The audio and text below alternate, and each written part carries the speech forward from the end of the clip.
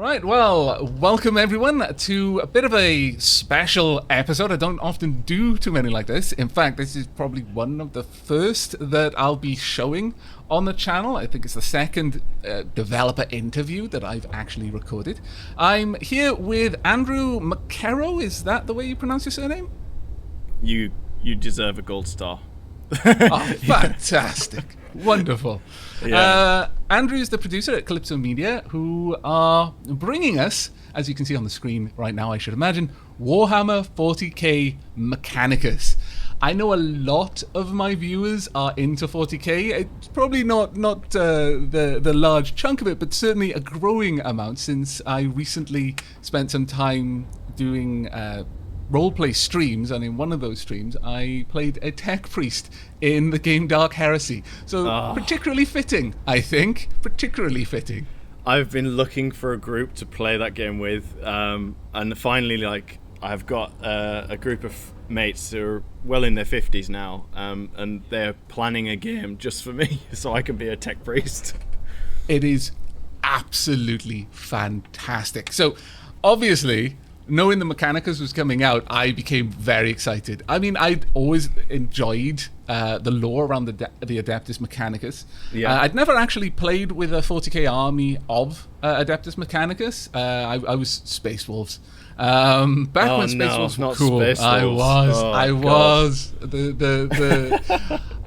To be fair, though, in my defense, the primary reason that I had a Space Wolf army was because I enjoyed painting the miniatures. There was more detail on them than your typical Space Marine army. That's very true. Because they had a lot of additional, doodads and things hanging off, wolf tails and pelts and things. And that was really, really interesting to paint. Yeah. And, as far as the army went, yeah, I get a lot of that. But the reason I'm not a fan of the Space Wolves is nothing to do with the tabletop in any way, which is quite interesting. Really? It's ever since I fell in love with Magnus the Red in the Horus Heresy, and then you've got Lehman Russ. Sorry. Yeah, Lehman Russ turns up, Magnus. ruins his day, and I'm like, you're a horrible man. Indeed. I love the fact that I'm getting to geek out about 40k lore, because it's not something I get that much chance to do. But yeah, specifically with the Adeptus Mechanicus, this game is practically been built for someone like me. It is so perfect. It fits so well. So when I was offered this opportunity to do a bit of an interview and get a sneak peek of the game, then obviously there really was there was no decision. The Omnissiah willed it. Let's put it that way. He certainly did. We're going to be getting at the moment, Andrew is screen sharing with me, and so we're going to get to see the game through his eyes. We're going to get an opportunity to live vicariously through Andrew. And so that's really interesting you say that. It's really interesting because that's exactly how we play the game. Some cool lore behind the Adeptus Mechanicus is that they have the noosphere, which is basically their way of communicating via a Wi-Fi system. When I saw that the noosphere was involved in this, I thought that's such a clever way to have the whole, in games like XCOM and other games which have a turn-based tactical nature, there's always a question, how is the commander being so omnipresent with his units, Exactly. And the noosphere was that is such a good hook into that, because it does cleanly and in a lore safe way explain our kind of ever-present watchful gaze and being able to control the units. I thought that was really clever. It's really awesome. So for example, we're actually in this ship here, which is the Arch Mechanicus class, badass biggest ship in the Imperium kind of. Is it the Cestus Metallican? That's it, yeah. And you are Faustinius, the Magos Dominus, and you basically sit up here while you send a crew all the way down to the planet below, which is Silver Tenebrous, and you actually, through the noosphere, are controlling each individual unit, and it's just it's mind-blowing. Right, let's start showing some stuff. Yeah, by all means. Okay, I think it's this one. Cool. So while you're loading up, do you want to, for those viewers who might not understand the lore as much as I do, and I am completely aware that there will be some things I'll geek out about and I'll forget to ask to be explained. I do apologize, but ask in the comments below and I'll do my best to fill in any blanks. But do you want to give us a very, very brief rundown of who are the Mechanicus? Don't worry about 40k, because honestly, if someone's watching a video about the Adeptus Mechanicus, I am assuming they've got a basic knowledge of 40k. But specifically about the Mechanicus and the setting of the game Mechanicus. Well, where do I start? I think for people who aren't aware really too much about the Adeptus Mechanicus, my way of summing them up is they are fanatical religious scientists. That is a really good way of putting it, actually. Fanatic religious scientist. It does have that perfect blend of just Warhammer 40k, nothing makes sense. Yeah. The interesting thing about the Mechanicus, and it's kind of like a sad truth, is that they don't know how to innovate. They don't know how to actually create new technology. So they're kind of terrible scientists, to be honest. Yeah. The ones who do are typically like burned as heretics. Oh yeah, massively. Burn the heretic and all that kind of stuff. But they basically are like hoarders. So they'll try and find all the technology they can. They actually believe, as part of their faith, that all the technology has already been created by their god, so that they don't need to actually create it themselves. They just need to actually go out there and find it. Which is a really weird and interesting concept.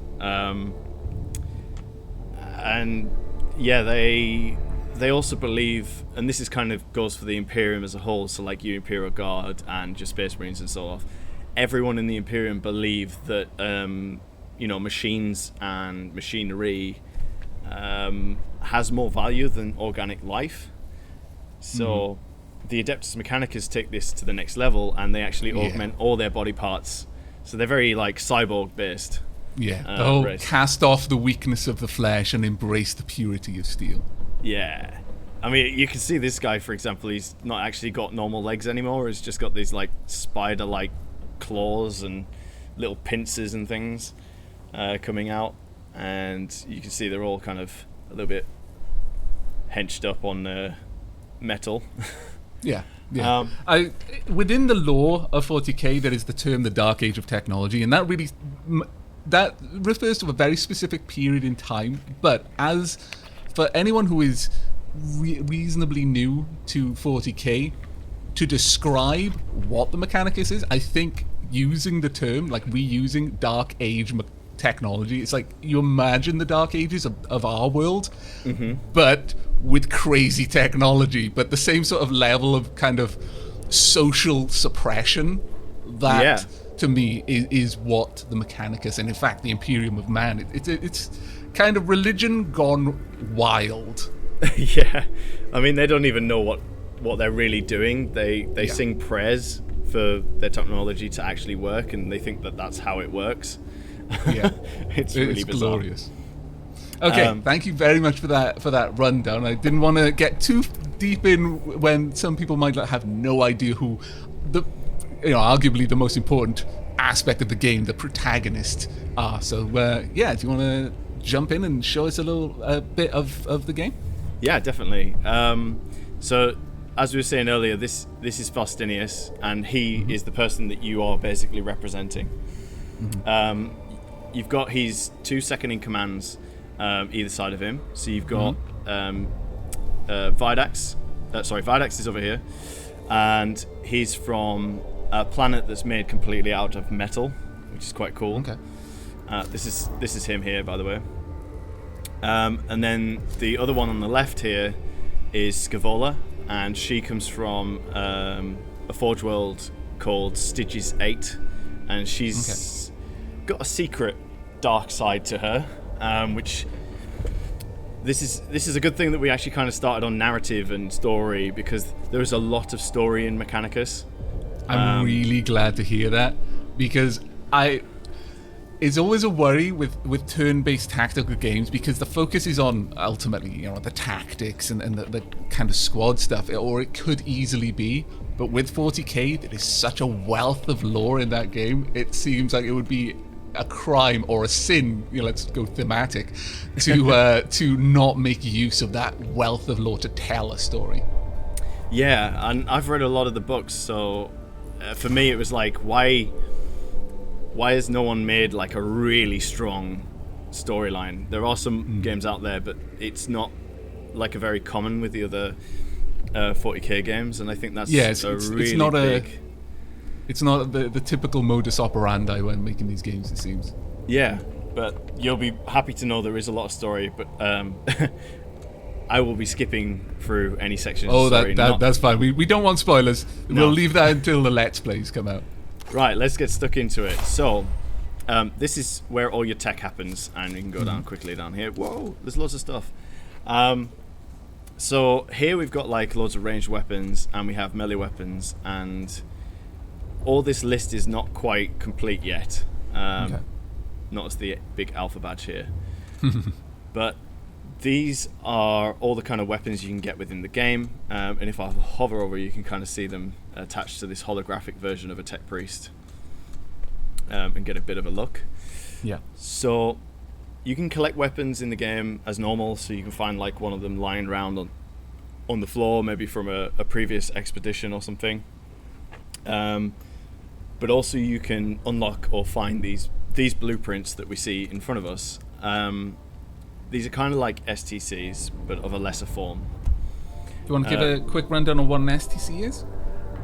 Yeah, I mean, the simplest way of explaining what an STC is, which is a standard template construct, it's like really old technology, like we were just talking about, that they don't actually understand, but it's kind of like it's a guide that you can stick into a 3D printer, and it will print off X weapon or X tank or piece of armor and so on and so forth. They, like, within the lore, from what I understand, these are fantastically valuable, because in many cases that's the only way they can make these things, and there are some things which exist now only as relics because they don't have the STC to make them anymore. Exactly, yes. They become massively worshipped when the STC is long forgotten. In fact, in most cases, I believe Titans are the most common relic for forgotten tech. So they have to really look after Titans. Anyway, what we'll do is we'll unlock some of these, and in the build that we're going to show you, we have like it's basically like two of the first levels. We'll only be able to show you one today, but that's okay. Yeah, of course. Any at all is good. So I'm noticing you're using a currency to unlock these. How do you acquire that currency in game? So this currency's really rare. It's actually Blackstone, which was explained in the Forgebane box that Games Workshop released. But Blackstone is also used on the is it the Dark Pillars of Cadia, Right. but also the Blackstone Fortress, which is the most commonly known one, that the Abaddon from Chaos has control of, and basically the Imperium is starting to realize that this actually Blackstone has a really interesting use to be able to nullify the powers of the warp, as well as amplify them. So to collect and use it, we're basically sending that Blackstone off to be able to gain the blueprints for said weapons, so that we can then increase the firepower of our forces. Right, so would it be fair to say that you're not using the Blackstone to make the weapons, but rather you're kind of trading it for favor with the Adeptus itself, and then they're like, okay, you can have this as a show of how much you have earned our favor, sort of thing. Exactly. That's awesome.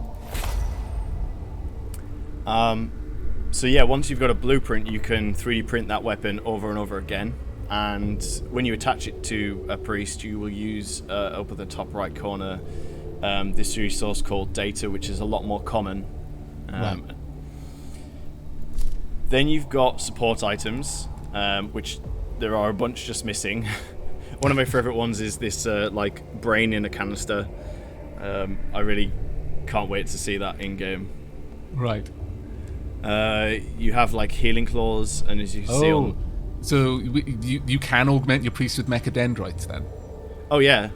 Oh, that's fantastic. Because that's the, I always worry about things like that. It's like how modifiable, and in fact that's a good question. You know, how much can you modify your tech priest? Because the whole idea behind the tech priest is, especially tech priests who are getting honor ways and like high within the order, they're not just machine. They don't often even have a humanoid shape anymore.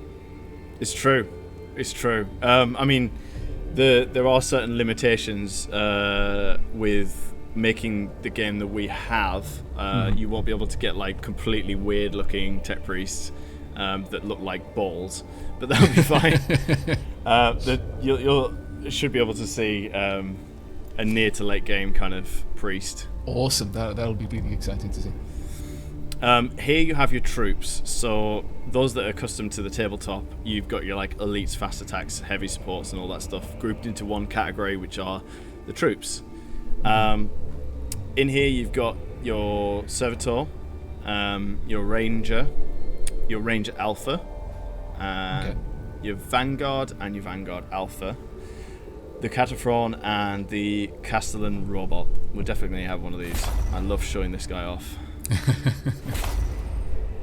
And we'll get one of each one of these and show them off to you. So I noticed with the last, the first unit you started purchasing, were you upgrading it? Yes. So right, that's cool. Did I do that one? Yeah, let's do that. So yeah, if I look at this version of the Castellan, level 1, he's got 3 abilities. If I go to level 2, he now gains the charge. Right. And then level 3, he gains this AoE flame attack, which is pretty awesome. Excellent. So like a servitor, for example, he gains a taunt ability here, which is pretty handy.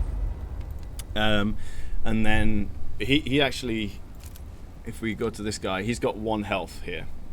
Right, yeah. But the cool thing about him being the highest level, he will then have 5 HP. That is quite an upgrade, actually. Yeah, because we thought, well, we want people to have lots of servitors because they are like, there's just shed loads of servitors. Yeah. Which, for those that don't know, are just lobotomized humans. Probably criminals. Yeah, most likely criminals. Or someone who looked at a tech priest wrong. And yeah. I believe that some of them even like sell themselves into being servitors after their death as like a debt to the Adeptus Mechanicus. Like some people in exchange for something basically say, yeah, okay, when I die you can use my body or whatever. Or I wouldn't be surprised if that was the truth, yeah. That sounds very, very 40k. Yeah.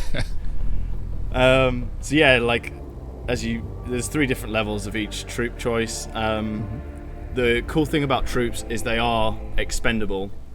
So whenever they die, it's not like you're not really attached to them because the level. That's also very 40k. Yes, that was the whole plan. We were like, we've got to make them the troops foot. Something about feet. Cannon fodder. That's nothing about feet. So yeah, we've got ship upgrades here. So these are kind of like everything else. So let's go have a look at our team for a second. So these are all the troops we just unlocked. Ah, right, okay, yeah. And you'll start the game with 2 tech priests that have literally come straight off the conveyor belt, and they look like this. Right, okay. So what we can do is we, of course, have to give them an axe. And as you can see, every item, and we'll get another one, Volkite Blaster. It's attached to his back. Every one of these items has a 3D model attached to it. So not only is it just cosmetic change, so you can identify that way with each character, but also it's got the statistics behind it and everything as well. That's awesome, because there are quite a lot of games where, especially games where there's a lot of choice, where they will tend to just kind of sidestep around that, just because, obviously having an army of artists and modelers to make each change, it isn't cost effective. But you can always feel the Mr. Trick there by making it so that you can change it. It's something I love to see when, if you give a character equipment, it actually changes the way they look. I mean, it is very costly and it can be really tough, but I don't know how we've done it with a team of 7. Oh wow! I didn't realize the team was that small. That's very impressive. And you kind of think, how has no one done this? But anyway, we've done it and it looks awesome. And we've, like you can see, that there was loads of weapons to choose from, loads of different support items. So when you start the game, you've got like a capacity of like, let's say 2 augments, so 1, 2. Okay. So let's cheat and level this guy up. So we can go into here, and this is where our disciplines are. All right. So each tech priest in the final game will have their own servo skull, and the first skill alters how that servo skull operates. It gives it basically a buff. Right. So that's actually pretty cool. Yeah. This one increases your armor by 1. This one gives you cognition points, which I'll explain later. And then you got +1 damage and all sorts of other things. Like this one damages enemies if you attach the servo skull to them. Okay. The cool thing about all these is that you can have like 5 points in this one, 2 points in this one, and 3 points in that one. And you're perfectly okay to do that. You're not dedicating one tree to any priest at any point, if you wish. Right, okay. So you can multi-class, which is quite cool. So when I reach this section here, this allows me to unlock augments for the body. So the head, the legs, the body, and torso and arms. Oh, that's really cool. As we're in alpha, everything's a power axe right now. So that's fine. You can't have enough power axes, right? I know. I like that you're unlocking different parts of the tech priest for modification. That's actually really, really awesome. So as you can see, there's totally different sets for each. I quite like that one. Let's see.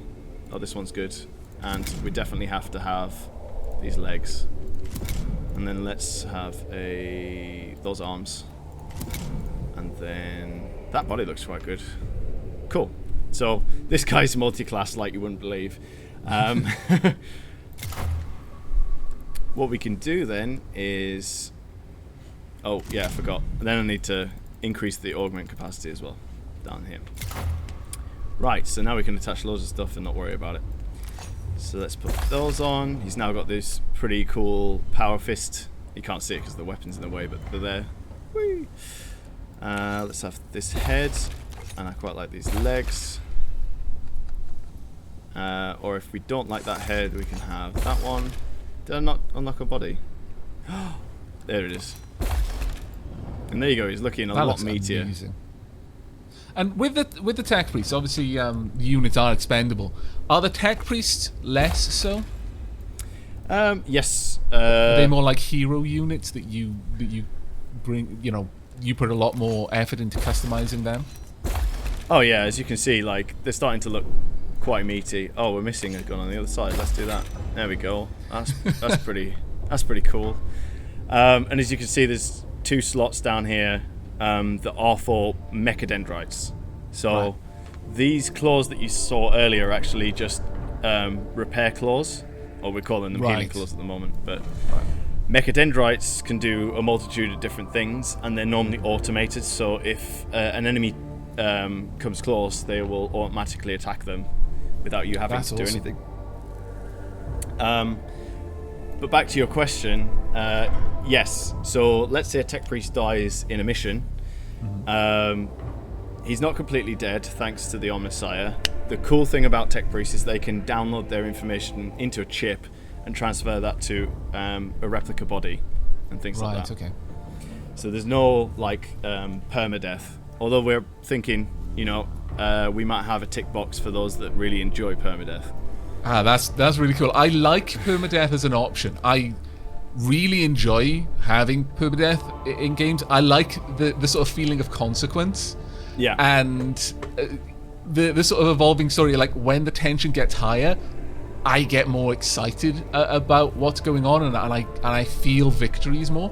But at the same time, I totally understand that some people aren't on board with that, and yeah. I'm very much of a feeling that games are meant to be fun, and so enforcing your fun has to be what my fun is.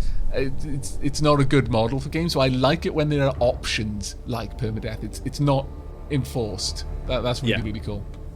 I'm glad you're happy with that. It was a long time thinking over whether we wanted it or not, and it was thanks to the guys over on the Steam forum that kind of helped us out finding the law on how we could not have permadeath, right? Which is really cool. So yeah, there is still a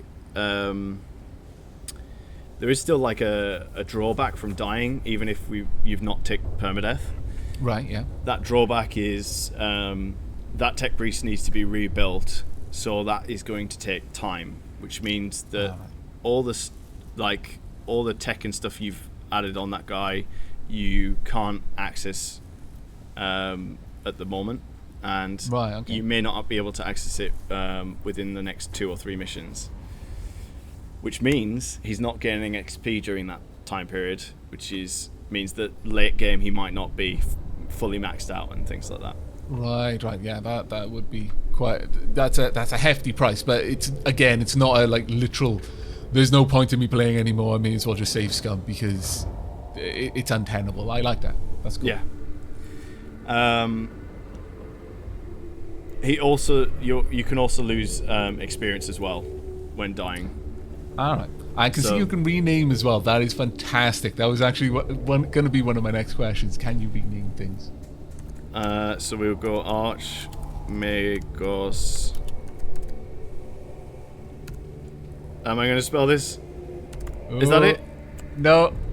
Aavak. Almost. Oh, V. Oh. Yeah. Okay, cool. I don't know why there's a capital A there. Not that it makes much of a difference anyway. Right, yeah, it all goes into when we go into game, it goes back to lowercase and stuff like that. Okay. So right, we'll keep this guy on reserve for when we get into a mission that really requires some backup. Okay. We'll just make this guy quite low level so that we don't have to worry too much about where he goes. I have another axe instead. Let's show off that. And did we have fire? No, we didn't. Oh, I forgot to upgrade him.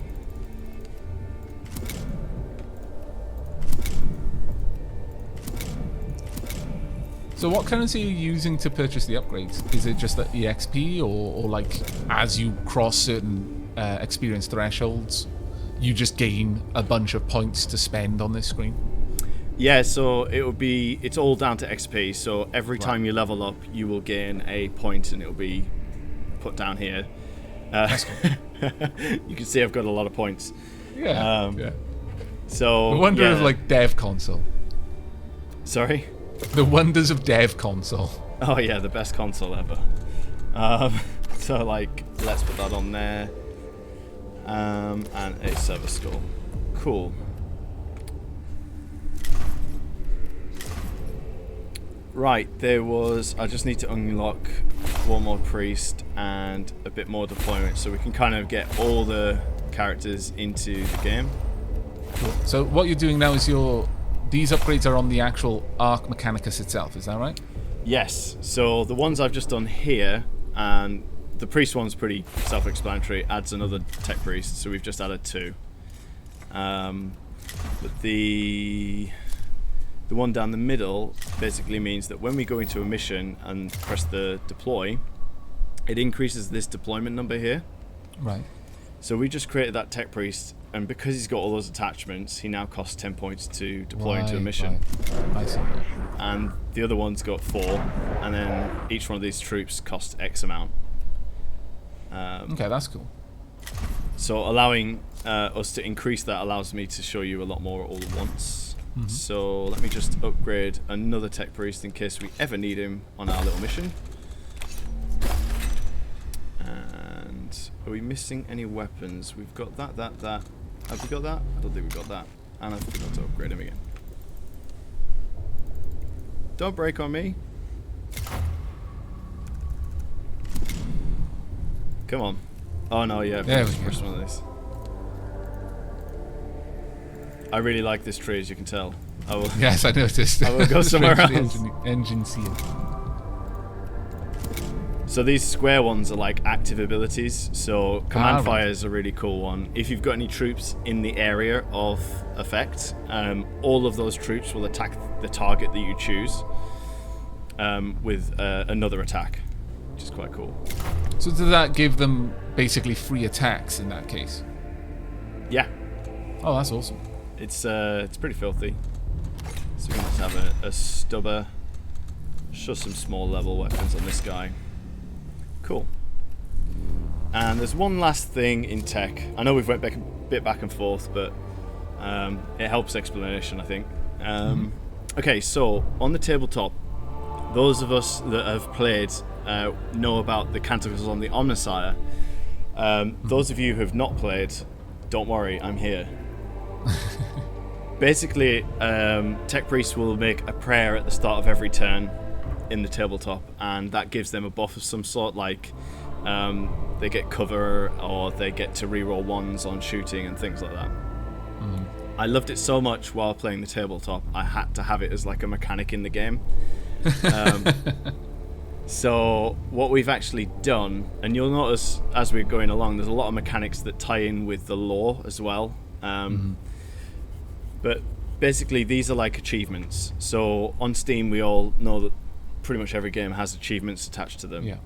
But they don't really seem to have much value other than, you've unlocked an achievement, yay.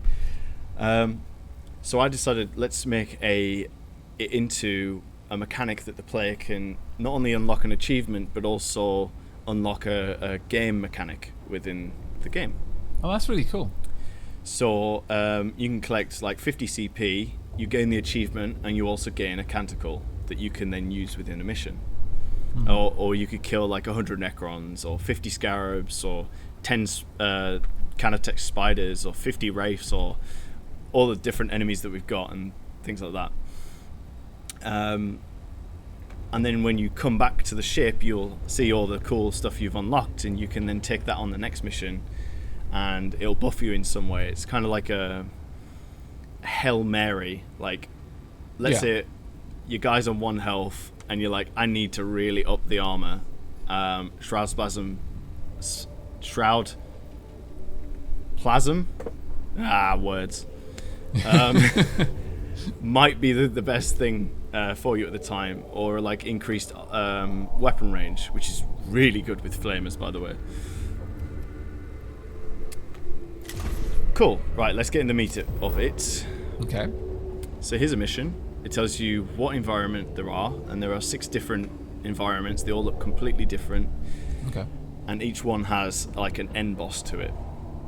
Oh, that's cool. So they're kind of like dungeons then, in that sense. You've got working your way through the environment, and then you have to fight the big bad at the end, and that's your mission.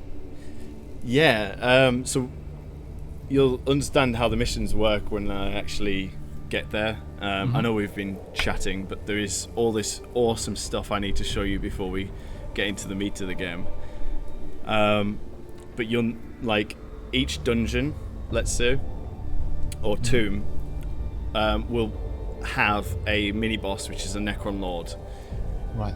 As you progress through the story, however, you'll then encounter a certain mission that's given by a character called Captrix, and she hunts down high priority targets that can deal huge amounts of damage, and those are the bosses that I was referring to. So like Right. The Ecropus sector is actually a Necron lord called Ecropus. And if we go here, Agrelek is a destroyer lord that controls this sector. He's very bad at keeping things clean and tidy, which is why his lights don't work and there's a lot of rubble. Yeah, let's get these guys in. We'll have a Castellan because we have to.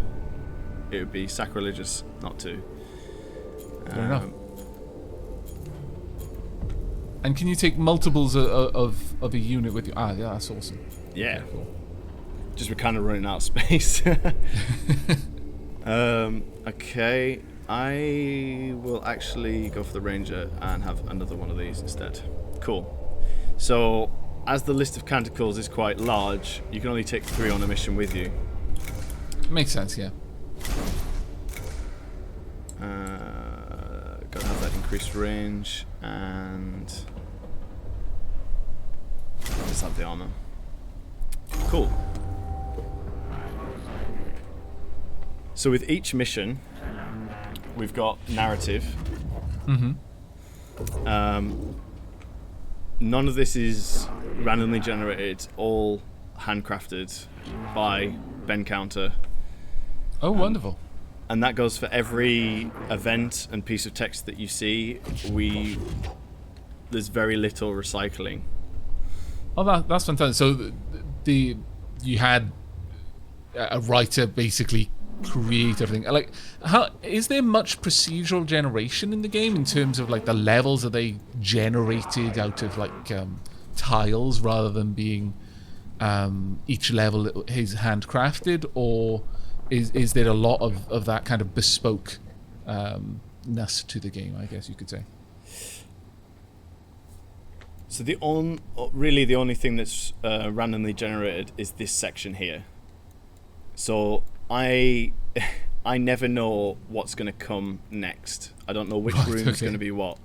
All I know is that this darker area is the layout, and that is kind of the route that I'm probably going to take. Throughout this mission. Conveniently, this one actually just goes round in a circle, which is really nice. Because we are blessed by the Omnissiah. Yeah, because normally like you have like 5 doors out of a room or something, and you're like, oh man, which way do I go? Because I know I'm going to have to backtrack. Right. But the actual fighting arenas, when we come to that, you'll see what I mean. Those are all handcrafted. Oh, okay, that's every awesome. Single one. So there's very little RNG in Mechanicus. Okay, so this is the Noah Sphere. We've sent our deployment force down to Silver Tenebris, and this is the basic like outline of like a room that they're sending us, because we don't really need to see all the details in there at this point. Right. And as a Dominus of the entire expedition, you don't need to know everything unless there's something to draw your attention. So as you explore, you'll spot that this goes up in the top left. Right. Every room you go through, that will go up by 1. When that goes full circle, it adds a buff or to the enemy, or a nerf to us. Ah, okay. So you actually mentioned the planet that we're going down to. In terms of the lore of the game, we've obviously gone through quite a lot and been talking about the tech priests a lot. But to bring it back to what we're doing here, how much of that are you able to tell us about? Like, I imagine you don't want to go into full spoiler territory or anything, but the main antagonists are the Necrons, which are, interestingly, a largely... they're basically a cybernetic or perhaps even fully synthetic race, which it was an interesting kind of pitch to see the Mechanicus fighting the Necron, because they're so similar in certain ways. But we are fighting on a specific planet from our Arc Mechanicus, aren't we?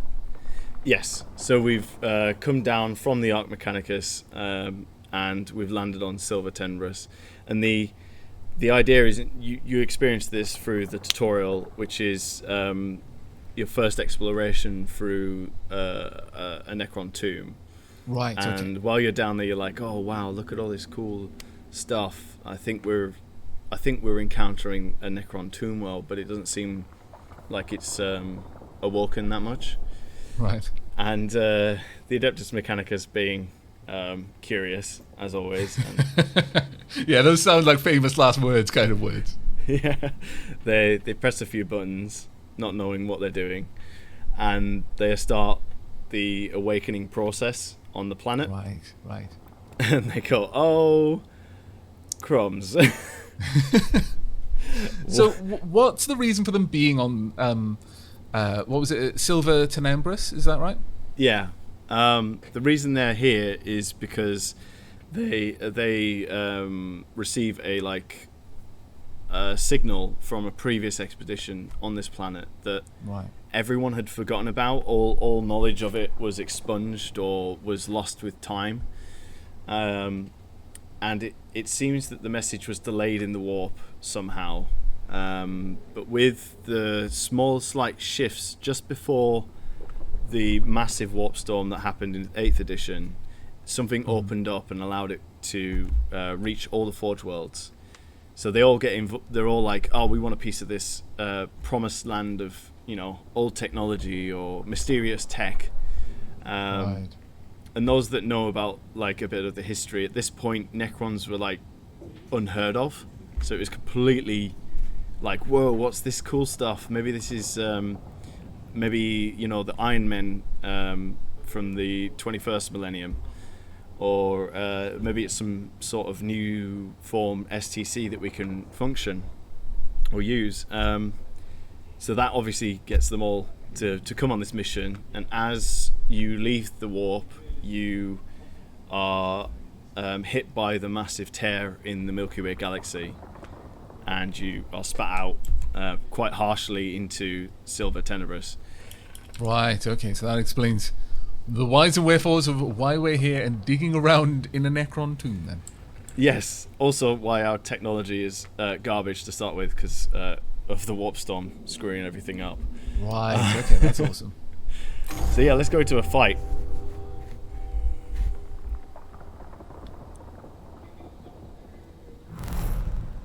Ah, my favourite fight, because it allows me to show you all sorts of awesomeness. Okay. So we've got some death marks here. And hidden away we've got some Praetorians, one of each variant. So the two weapons and the staff guys. So when you start a mission, you'll see the similar deployment icon. Which means I have to then choose who I want to deploy into this fight arena. We're definitely going to bring out yourself. That has to happen. Hooray! Castellan, let's get him out. A couple of servitors never hurt anyone. Well, hopefully they'll be hurting someone very soon. Good point. And Ranger, normally at this stage you wouldn't be able to pull out this many against just 4 Necrons. That would be a bit too easy. Yeah.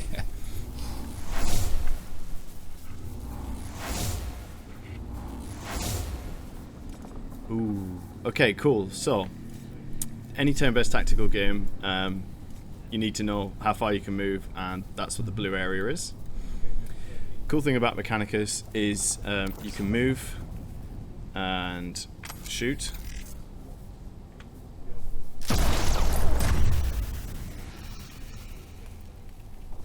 I'm liking the effect. Oh, and it teleported away. And I can also move again. I don't particularly want to move, but for demonstration purposes, you can see what happens if I do.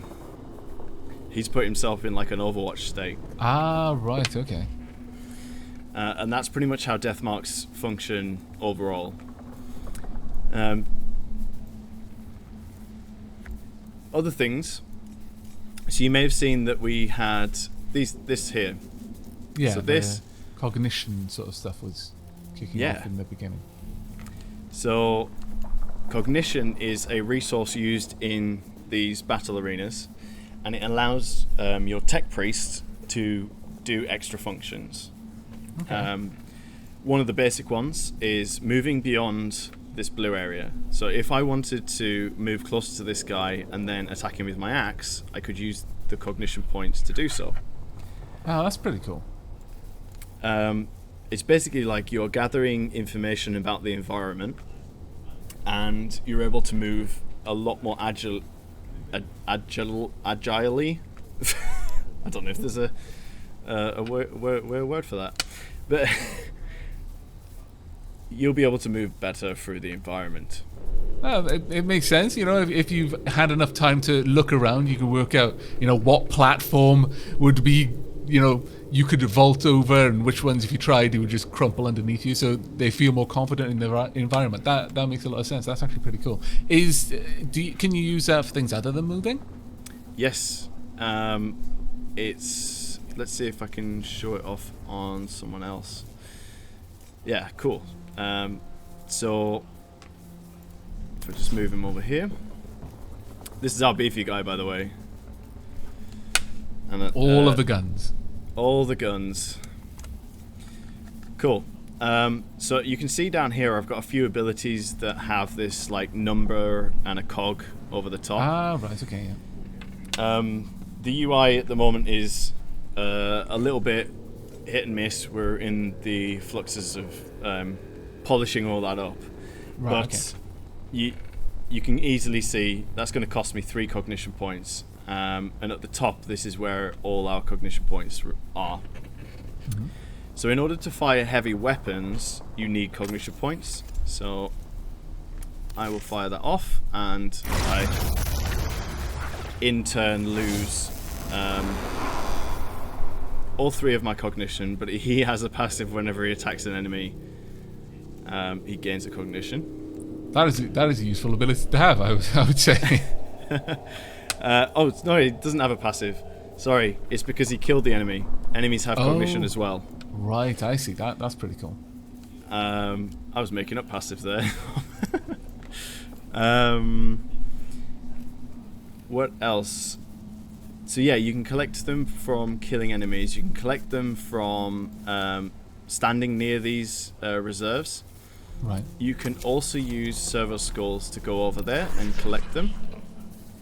So I'll have that little guy collect that there, and it collects on your next turn. Right. Okay, that's cool. So Now, you can plan ahead in a way. Yeah, exactly. And there's a lot of that in Mechanicus. So there's also this. We're currently in the Noosphere now, so this is how the Adeptus Mechanicus view the real world. Very simple, basic kind of overlay. And you can also see that we can see all the statistics. So when I come out of it, you can just see the unit that I've selected. Ah, that's actually pretty cool. It cleans things up real nice. Good for those screenshots, right? Yeah. So we don't actually know the statistics of the enemy to start with. So we can use servo skulls to go and scan them and find out how much health he's got. So he's got 8 health, and he's got no physical or energy armor, which is great. Makes him really easy to kill. What else? Let's move this guy here.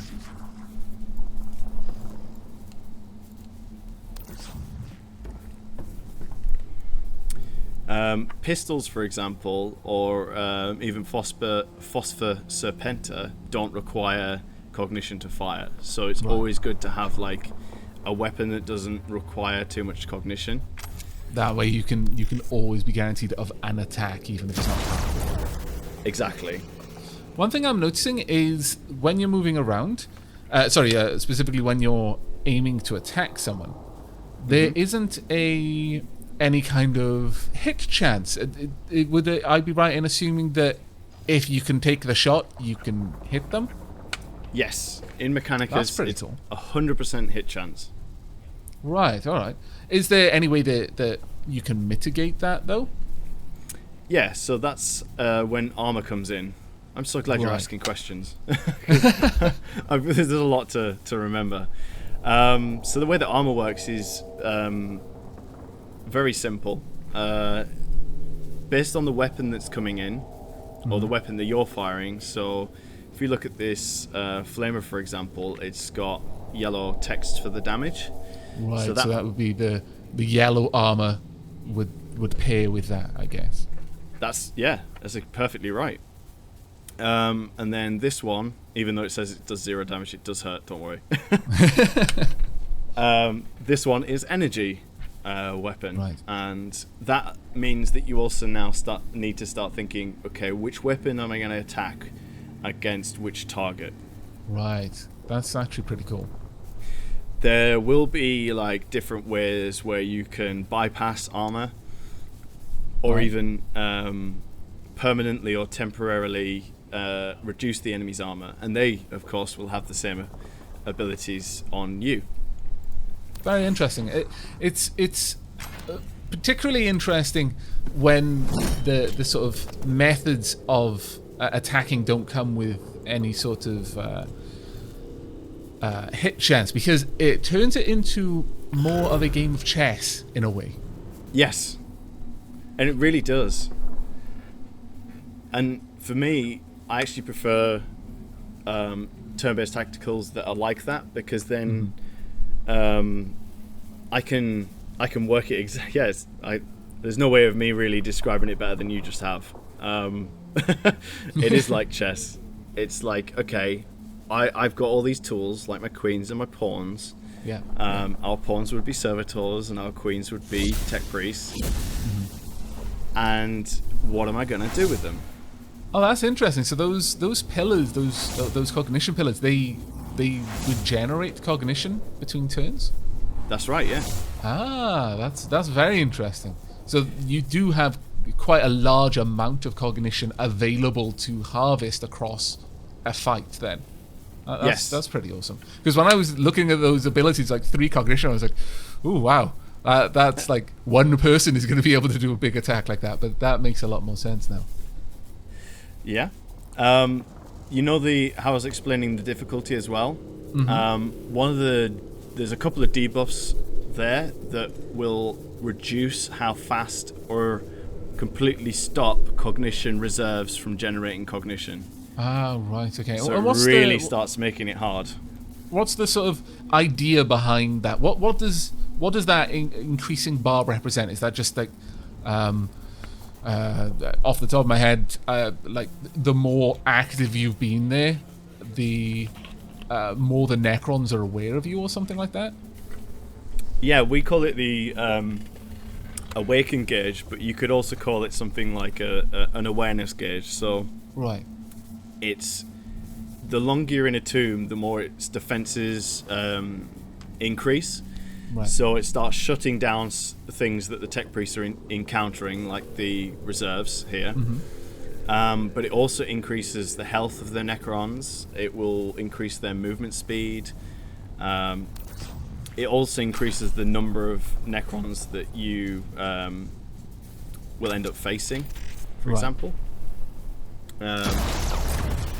One of my favorite ones is around about 9 or 10, a Necron Lord will spawn and he will start following you around from room to room.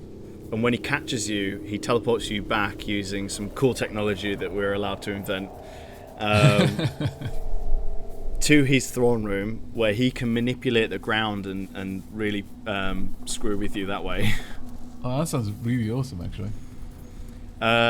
As I just wanted to point out that this Necron here is he is in reanimation protocol status. Ah, that is really interesting, because that actually ties into one of the other questions I was going to ask. When I saw that the main antagonist for the tech priests in this game with the Necrons, then knowing a bit about the lore, one of the big questions that came to my mind was, how's that going to work? Because the Necrons are legendarily hard to kill. Yeah, they certainly are. So That's also ties into the how long you're in a tomb. Depends on how fast they can reanimate. Right. Okay, that makes sense. Because I mean, within lore, Necrons are, for all intents and purposes, basically functionally immortal. Because I think they're made of living metal that can more or less just rebuild itself. And even in situations where they are catastrophically damaged, like their healing is being out-damaged by the amount of DPS you're putting down, they would, within lore at least, tend to just teleport away and then get repaired by one of their allies and then come back to the fight fresh-faced and ready to kill you. Yeah. And there's... In fact, this mission we're on, we've got to gather specimens for Necrons within this tomb, which you will find is virtually impossible because Necrons always teleport away. Right. Which I can show you. So I know that this guy is in reanimation protocol. The rule of thumb is you just need to do at least 1 damage in order to stop that process and have them teleport away. Right. And there you go. Like, now we won't have to worry about him for a while. Technically, you won't have to worry about him ever again. But in the narratively, you can always think, oh, he's come back in another room or something. Yeah. If you like. So then, how would you capture people, given that is a mission objective, or is is this one of those sort of mission objectives that we're just waiting for our characters to realise they can't do, sort of thing? As it's like the first mission, I don't mind. But yeah, you kind of go through the story within this mission, and they slowly start realising it's really not possible to collect specimens. Yeah. No, that's really, really cool. I like that. Scavola gets a little upset about that because she loves Xenos tech. Wow. That's straying a little bit close to the heretic side of things. I told you she had a dark side, right? Yeah. Here's that command fire. I've just tried to position a couple. Right, okay. So got a couple of people in position to take a shot. Yeah, and the ranger should be able to take a shot. So if I click on him... So he's already attacked this turn, now he's got his second attack. I could have done that with the ranger as well, but it's okay, we're not trying to run the perfect game.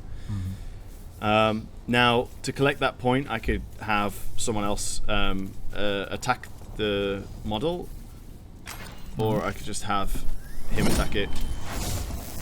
If I've got no attacks left, just standing next to him allows me to gain the cognition, but he still will be in reanimation. Right, I see. Okay. Does it take just 1 turn for them to repair through reanimation, or do you have a few turns to deal with it? When it's early in the tomb, like it is now, it'll take 2 or 3 turns for them to reanimate. But when it gets to that stage where reanimation is sped up, it can literally just be you knock them down this turn, they don't get a turn, and then they come back up, which is clearly a difficult thing to deal with. Now this looks interesting. The fact that you keep moving Pray for Illumination or Pray for Vengeance. Does this happen after every battle?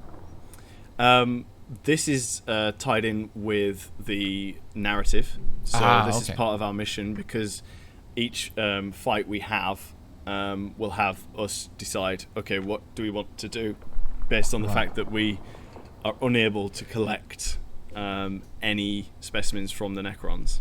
Right, I get you. I'll let you choose one. Let's see. Pray for Illumination. Okay.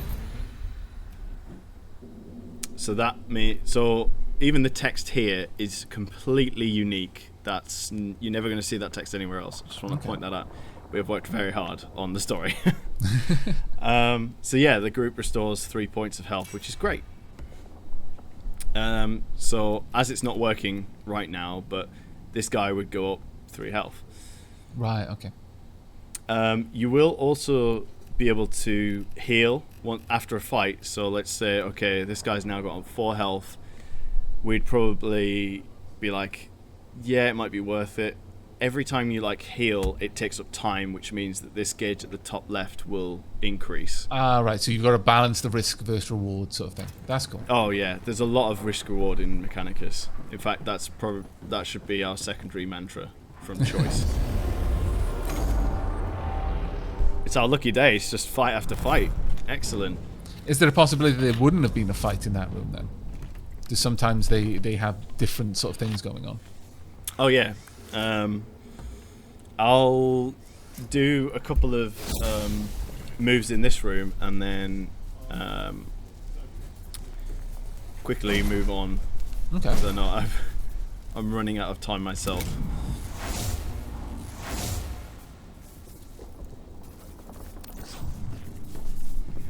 So as you can see, we carried all those cognition points over into this fight, which is really handy. Yeah. I'm not going to be able to reach those Necrons, but I do believe we have a increased range by 3. So you're using the camp. That's pretty awesome. I could, of course, move forward, but I just want to show off the canticle.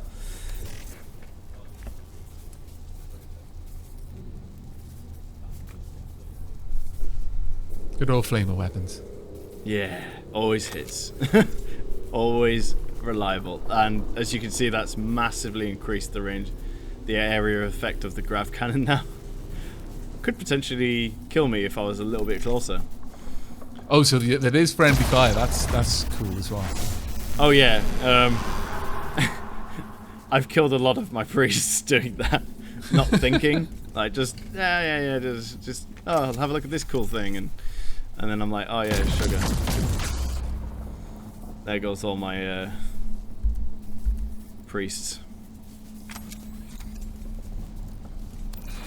Are you able to aim at terrain or like aim at points? Because I noticed we've got a couple of things which have AoE. Are you able to do things like, I know this has got a certain range, so if I aim between two enemies, I'll hit both of them, but if I aimed it at either one, it wouldn't quite reach the other? There should be some weapons that have that ability, so it will function very similar to the way that the Flamer did. Cool. But some weapons need a target, and right. Yeah, that's it.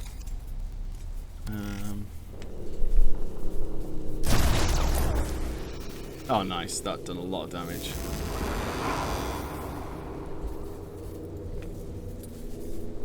Oh, there's no other troops. Okay, cool. So that's the annoying thing about Scarabs. They like to resupply. Basically, every enemy that you encounter in Mechanicus has their own little unique mechanics that I'm not going to really spoil too much now, but like, for example, Scarabs, they resupply themselves, they repair allies, right. And they are just basically a general nuisance, to be honest. He wants to collect those cognition points, and so what I'm also going to show you is that these two dots here, so the red one and the grey one, yeah. Those were both grey last turn. When I oh, we're going to see some friendly fire here, because it's a tech priest, I probably don't want to do that, but if it was like a servitor, I'd be like, yeah, whatever. Woo! Wow, that did a lot of damage as well. And they're still both up. Wow, okay. You can now see there's like an explanation mark. Okay. So what I'll do is I'll try and show you what that does next turn. Just try and get rid of those scarabs because they're just going to be real annoying. There we go. And so once you've removed the final scarab in a group, there's no more resupply of that. It's just that while there's still one alive, it can call in more reinforcements. Is that right? Yes. Pretty much like the way that reanimation protocol works in 8th edition for Necrons. Right. Oh dear. Oh.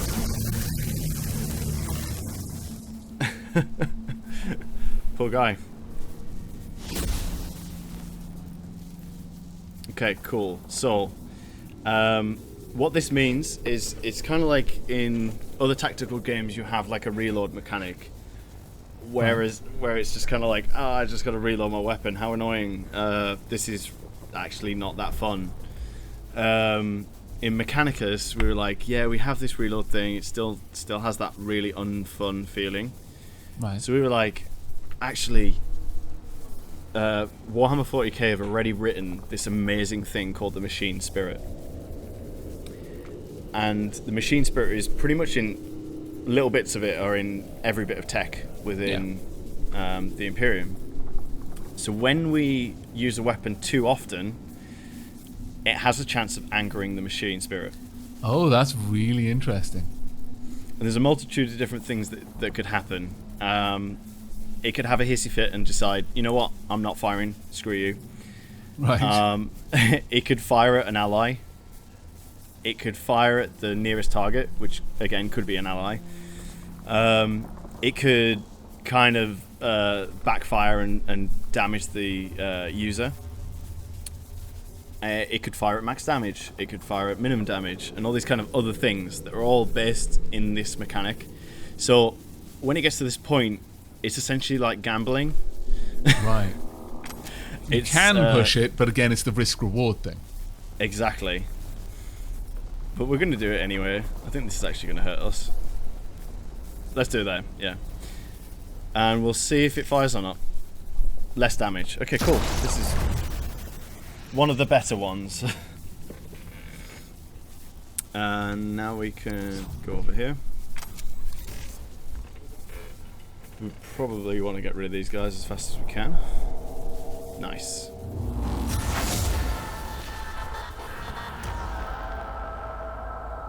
So you only need to reduce them to regenerative protocols, and they're considered no more threat, is that right? Yes.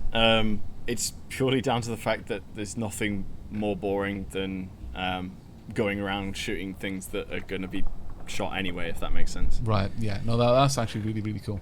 I can see that from a design perspective, you've looked to try and distill the fun elements out of tactical turn-based combat and just kind of push the things that, like you said, most games have reload, and it makes sense to have reload, but how fun is it within the sense of a game? That's actually really cool.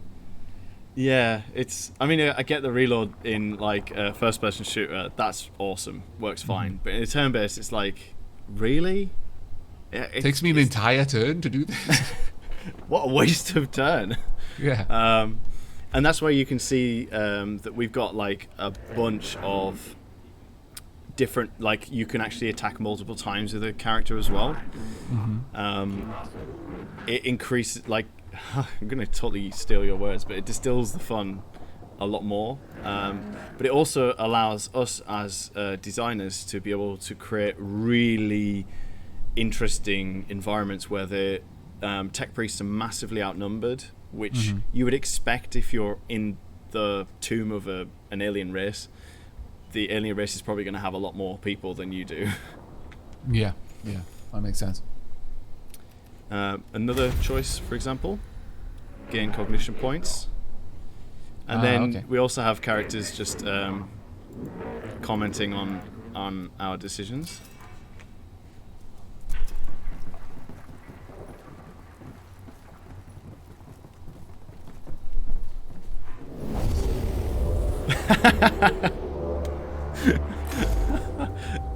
I don't think I've ever played it where it's like 3 fights in a row, but this is awesome. Oh, this looks like a bit of a more involved fight.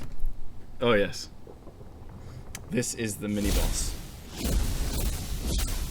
Is there always a mini boss in the missions, or is there just a guarantee of an end boss and sometimes you get a mini boss halfway through, sort of thing? In every mission there's probably going to be a mini boss like this one. There is no like end boss unless you go on the end boss mission, if that makes sense. So they've got missions dedicated to defeating them. Right, I get you. That makes sense. So that way the player's not caught off guard, like, hey, what? Right. There's this super hard guy, and I've just run into a mission with you know to only take those missions once you've got a company that you think is going to be able to handle it, sort of thing. You bring your best guys for those missions, but you might send guys who need some training on the more basic ones. Oh yeah, totally. We've got to think sense. about that for the players. Right, so we'll take the 2 priests. Oh no, a dude died. Whoops.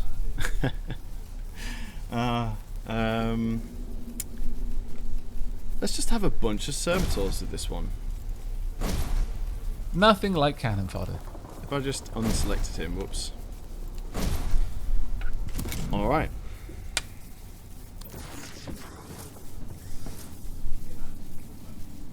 It's a trap. Now, you mentioned with the sort of like the awakening counter that you mentioned like if it was at 10 or something. I only noticed there are 5 on that so far, but is that like a number 1 in the middle there, and then it Yes. like ticks up each time it fulfills the bar? Yeah. That makes a lot of sense. Okay. Normally, when I'm showing people the game, I don't even get to the mini-boss anywhere near staying in number 1. So, I mean, technically, this is probably going to be the easiest mini-boss I get to play. Oh, right, of course, because we've got no debuffs, or they don't have any buffs. That's actually pretty cool. So, in terms of the generally, there's not much randomness in the game. The lay of the land of the missions is something that can be random, and you can just be lucky. Is that right? Exactly, that's 100% That's cool. right. That's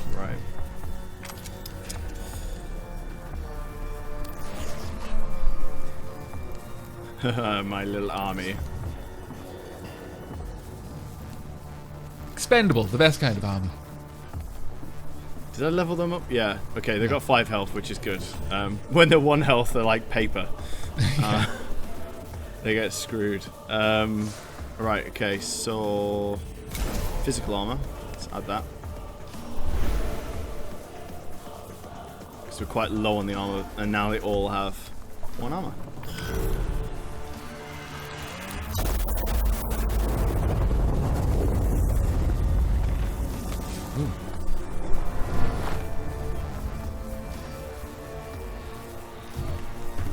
So this is their ability to basically manipulate the floor and create obstacles to you, but remove obstacles to themselves. Yeah. It really annoys me when you can't shoot your ranged weapons because they've created so many obstacles, and it also increases the distance in which you can move because you have to move around the obstacles and things like that.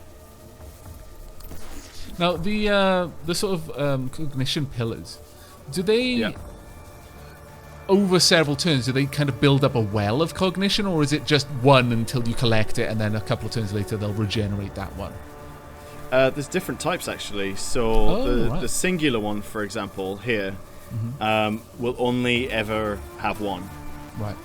And then these ones, I believe, go up to 2 or 3, and then these ones will go up to about 5 or 8 or something like that. And so do you collect them all when you stand next to them, or do you just collect as many as you can and then stop, or is it just 1 per turn you stood next to it?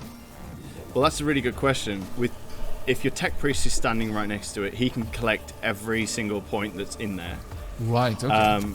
If you send off a servo skull, for example, we'll attach it to him because he's standing right next to it anyway.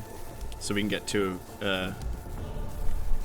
birds, 1 stone. Mm-hmm. And the servo skull can only collect 1 cognition point per turn. Oh, that's cool.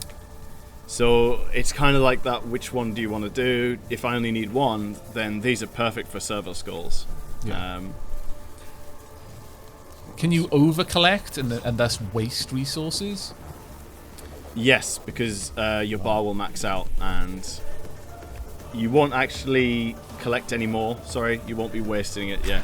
Oh, right, okay. So that's how that double one, for example, has 1 cognition there. That's cool. Yeah. It'd be a shame to waste it. Oh, what am I doing? So he's taunted the Lord now. Now, the cool thing with servitors is that they have a passive dead scan.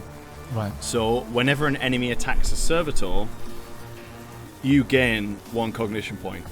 Ah, right. I did notice the servitor down there gain a cognition when it was attacked by the scarabs, but I wasn't quite sure what had happened. That's actually pretty cool.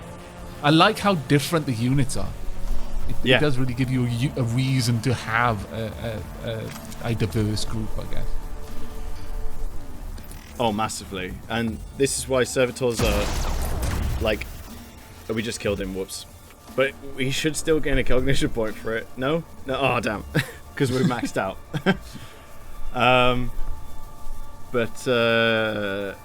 Yeah. What was I going to say? So when they start off, they're like these really weak units, but you can still use them to gain cognition no matter what situation you're in. But they're also still very useful late game because of that mechanic. Yeah. Oh, that's quite really, a nice really balance. cool. I'm going to use a cognition point to melee this guy. Sorry. Oh, no. I was just going to say I'm a big fan of games that don't have what's the right term? Like the obsolescence of early game units that finds a way to keep them being relevant throughout the game. Yeah, like one of my favorite games for that I think is StarCraft. I play quite a lot of that, and right. I find that even the more standard units like the Marines and things can still be a very powerful force late game. I've just missed my servitor this way. As you can see, there's also opportunity attacks, so against certain enemies, if I was to move away, they get a free attack on me. Okay. Does that go the other way as well? Are we capable of performing opportunity attacks? Yes. Cool. We just haven't, unfortunately, seen any, but yes, we can. I noticed that there's kind of like a flame effect on the Necron right now. Are there like secondary effects to things? Like for example, the flamer setting things on fire? He is on fire, yes. Yeah, that's cool. So the next turn he will... I think we're out of actions now, so... yeah, we're all out. So yeah, he'll take 1 damage there.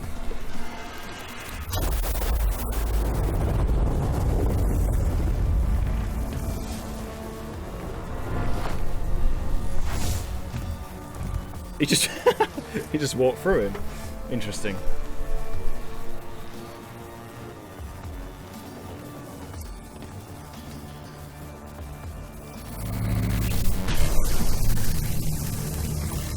Okay, that wasn't too bad. Only 2 dead. Yeah, I think we're just lucky that we chose armor. Oh, it's not looking good for him.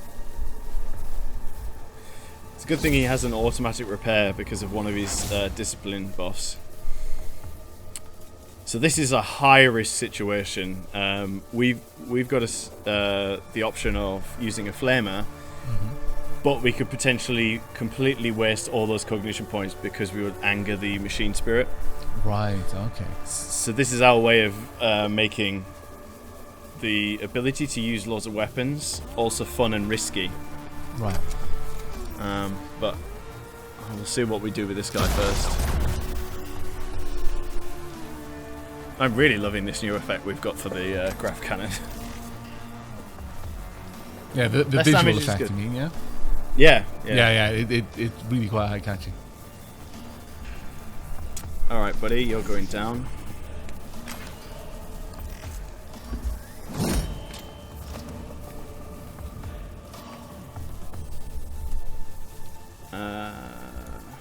Let's get that servo skull to collect some points.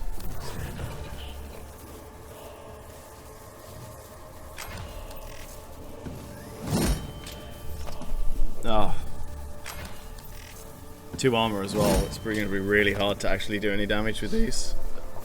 So coming back to the idea of randomness in the game, I do notice that many of the weapons have like a range of damage, and I'm assuming that that's basically like a dice roll to see how much damage you're going to do.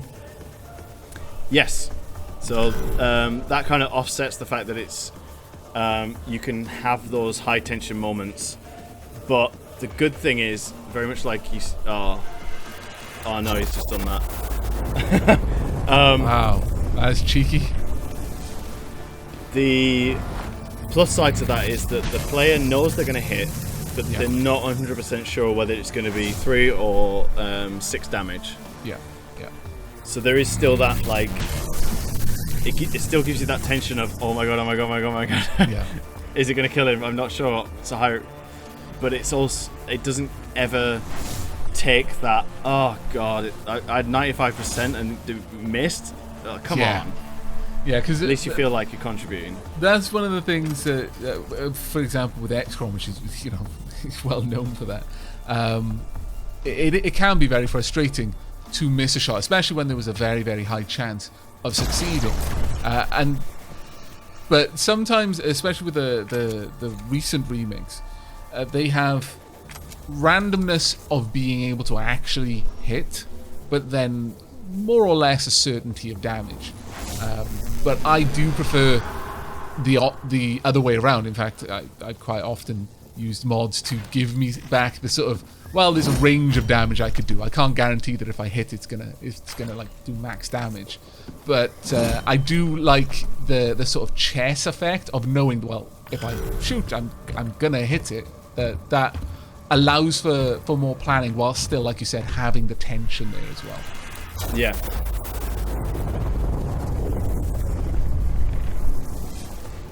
That ability is very annoying.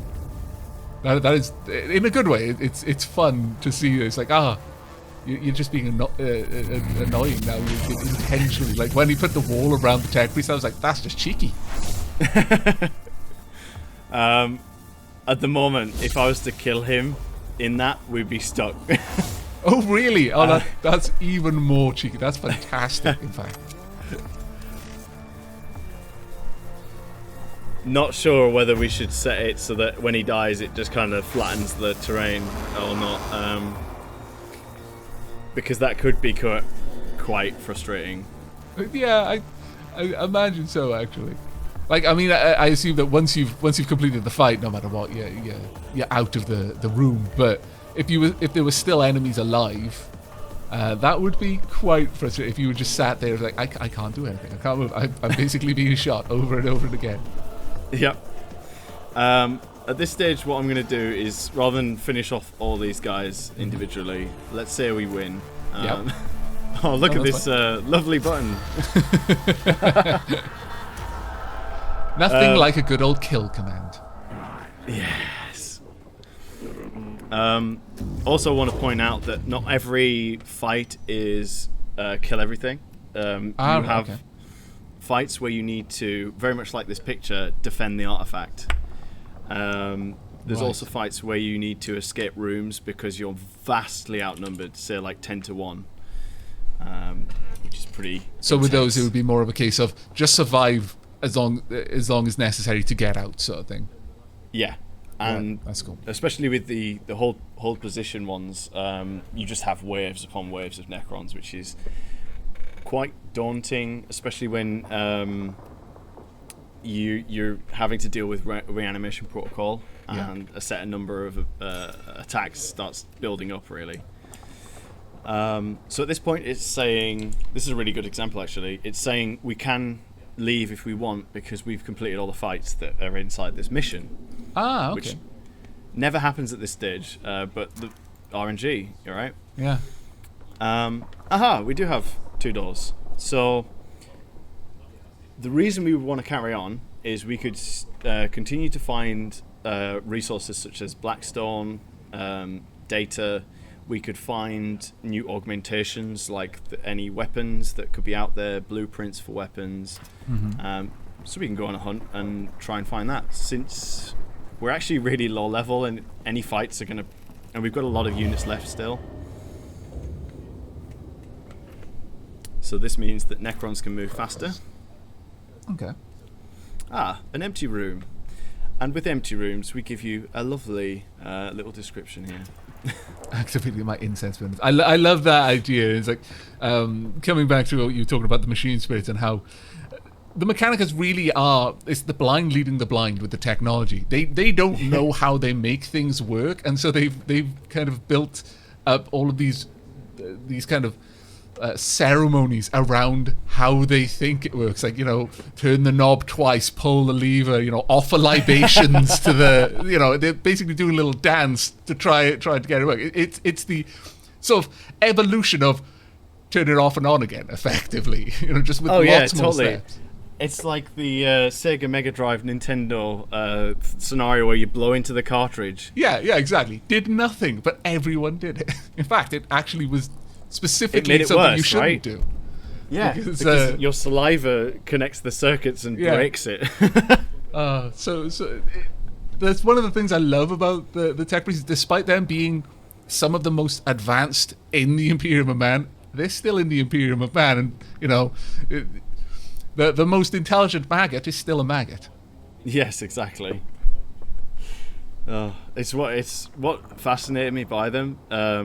I mean, this entire game actually was based on the Horus Heresy book Mechanicum. Right. Okay. So in there, if you've read it, you know what I'm talking about. But basically, you learn all the facts about the Mechanicus and how they really don't know what they're doing, and they don't know how to innovate, and they're just like, wow, okay. But anyway, sorry. Here's like an event that you get to choose what you want to do with it. Okay. So we could, if we wanted to, completely ignore it, and that'll be fine. Mm-hmm. But we would probably want to collect. This is data, so this is actually just bugger. I just went off on one. This is a single choice. Just pick it up. Cool. In order to pick it up, though, we take up one of these slots at the top. So there's a trade-off there. Mm-hmm. We should find one of the events I'm thinking about. Yeah. So this is an event, and again, we have 3 options, and we'll have, something might happen, nothing might happen. You may have a buff or a minus or things like that. So, and they're all completely unique to each mission. Right. So again, there's not a reusing of scenarios and text. That's actually really, really cool. Yeah. So, for example, you never come across the flora again, which is quite nice. What do you want to do? Burn it, cut it, or explosives? I'm a big fan of purging the Xenos by Sacred Fire. Sacred Fire it is. Cleansing. Oh. Wow. Apparently I chose poorly. Ben's done a really good job of wording these in such a way that sometimes there's a hint, sometimes it's a misleading hint. Right, okay. But you'll be like, oh yeah, obviously, everything, burn everything. If you were to basically choose burn everything, because there's a lot of burning options, you'll realize that some of them are positive, some of them are negative, and you can't always just rely on burning, because sometimes your tech priests seem to burn themselves or get a little bit overzealous. And there you go. We've cleared the entire area, so we can go back to the Cestius Metallican. And then we have like a debriefing, narrative-wise as well. The cool thing is, if we were to lose that mission, like say we lost all our tech priests, which will mean a fail for the mission, right? Or we weren't able to, like, if we wanted to evacuate because we could see that our tech priests were all on like 1 health, we had no way of healing them, and if we continue onwards, they're probably going to get hurt so much that we won't be able to use them in the next mission. Right. Yeah. So at that point, the player could then choose, okay, so I probably should evacuate the tomb while I still can, with the resources I've gathered, and that means that all I have to do is just I don't have to wait for my tech priest to come back to life or be healed, which is sometimes a good strategic option. Do they get fully healed when you return to the Arc Mechanicus then? in between missions? That is based purely on the kind of tech you've got in your ship. So okay. increases how much they are healed by per turn, per mission. But I was going to say, basically, we have a fail state for every mission. So if you choose either evacuate or die, then it's okay because the story still continues. That's cool. Which is quite nice. It doesn't feel like you have to replay a mission over and over again, which is really nice because there are quite a lot of missions. We've basically got 52 missions, 53. All handcrafted, all the battle arenas and stuff are handcrafted. Each have all their scenarios and stories and all that kind of stuff. But there are only 30 missions you can go on with each playthrough. Okay. So there is going to be variance between playthroughs. Yes. That's cool. And that really leads up to the 4.5 alternate endings that we have in the game. That was actually going to be one of my questions, because one of the big things that kind of, well, selling point sounds like the wrong sort of phrase, but something that he's talked about in the kind of publicly available information is that there are decisions and multiple endings. I was going to ask how varied they were, or how many multiple endings. Also, are they like kind of, because you do find some games that will say, oh, we've got these multiple endings, but really they kind of come down to archetypal endings, like this is the good ending, this is the bad ending, this is kind of neither good nor bad ending. Would this fit in with that, or are there more nuanced differences? There are definitely a few more differences. The 0.5 is a secret, so I will leave that hidden away, as the kind of thing. We definitely do have the good and bad ending thing, and that works really well with our storyline, and I'm not saying more than that. We also have endings for each one of the two main characters on either side. Okay. So the more you kind of invest into their missions, they will get to a point where you stop receiving missions from the other guy, and you are then continuing missions with like Videx, for example, and you start learning like their agendas and little quirks that they weren't showing you at first. So it's like you kind of developing that bond with them, which is really nice. And that will eventually lead to an ending for them. Well, that's actually pretty cool. So that, there's not just the overarching storyline, there's also like a mini storylines kind of going on with the kind of main NPC characters. Oh yeah, there's mini storylines for each one of them, and we've created each one very uniquely as well. They've all got their quirks. So like Videx absolutely loves religion, and he's got like data banks installed into his brain that store all information from the Cult Mechanicus.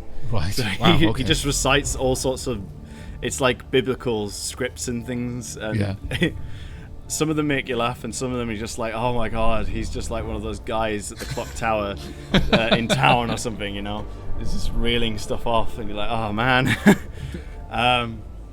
Skavola, she is like, programmers will love her, or anybody who has like even the most basic understanding of programming will love her to bits, because she talks in like this broken programming code. You don't need to know in order to understand her, but the slight bit of understanding really makes it funny. Right, okay. So like pseudocode sort of thing. Yeah, it's like really messed up. It's like she can't sometimes hide her excitement for Xenos tech, and then you kind of see in like double square brackets, it's like unbelievably excited. And you're like, what?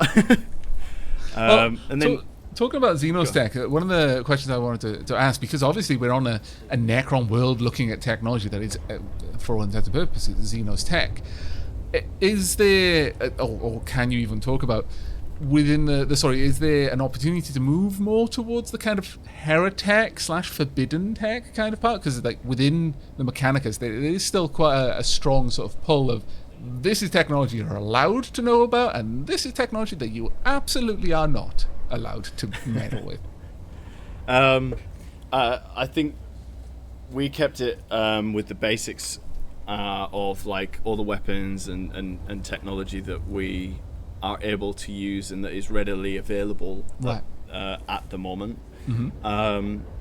But if we were to have a successful launch and let's hopefully say loads of people love the game and things like that, then we definitely will have a backing to kind of go to Games Workshop and go, well, people love us, now it's time to let us create some cool stuff that doesn't exist. Yeah, that would be fantastic, because there's definitely, especially in like the Dark Heresy sort of thing, there's this sort of angle where your Inquisitor, or in my case Tech Priest, because the whole the cult of the machine versus the sort of the Imperial religion, but you can kind of go, you're the zealous kind of Inquisitor, and it's straight as an arrow, no exceptions to the rule, or I'm just kind of, why shouldn't I use this awesome alien gun? Make my life super easy, and then start down the path towards heresy, which is quite an interesting sort of story way to go.